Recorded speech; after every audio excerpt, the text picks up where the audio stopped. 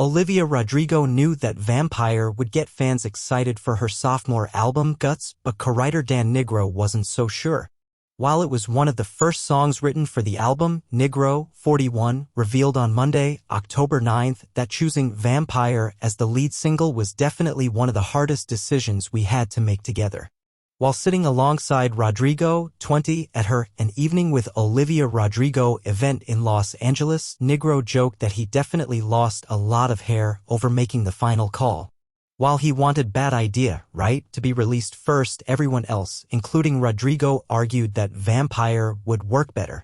Obviously, the bloodsucker, Fame F. Kerr lyric in Vampire won out in the end. I tortured Dan for so long, for months, Rodrigo said, noting she wanted to make the song perfect. Like, no, it's too fast, it's too slow, we need to change it by 1 BPM. We probably have 20 versions of different BPM. And nobody even notices. Rodrigo dropped Vampire as the first single from her second record in June.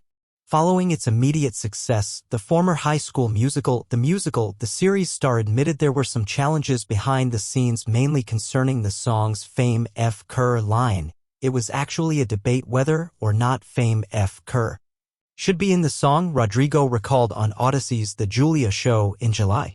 Some people said it kind of isolates you from people, you can't really say things like that in song, it's not relatable, yada, yada, yada, which I totally get and saw where they were coming from.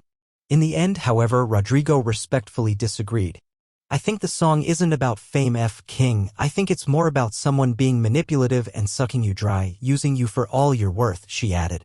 I think that's a universal theme, and I also think fame is more easily accessible now than it has ever been. It's not just people in LA and Hollywood that have to deal with that. Vampire wasn't the only Guts track that caused issues in the recording studio. During Monday's event, Rodrigo and Nigro recalled shedding a lot of tears during the 10 months they spent creating the album. We cried just because we were frustrated, she shared. We were really toiling. Rodrigo went on to recall having a case of the dread while recording Guts.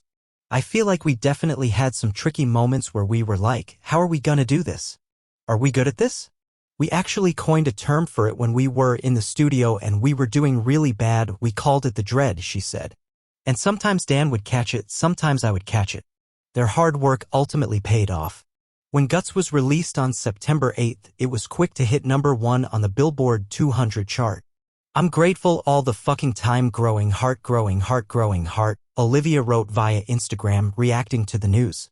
Thank you guys for the most love-filled, exciting week.